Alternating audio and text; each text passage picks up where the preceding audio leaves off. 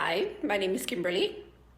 I'm usually behind the cameras, not in front of it, but I'm on a healthy journey and the magazine decided to showcase that. So bear with me. Okay, today I'm going to show you how I do my green juice. Very simple, but delicious. So here it is. These are the ingredients that I'll be using. This is baby spinach, kale, and sometimes I add a little bit of coconut water in it. That's what's in that glass, but that's not a necessity. And also I put a little lime in mine.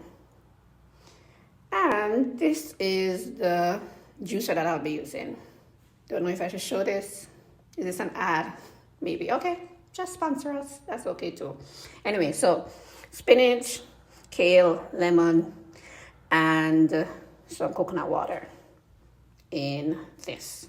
All right, I'll show you the end result soon. And here it is.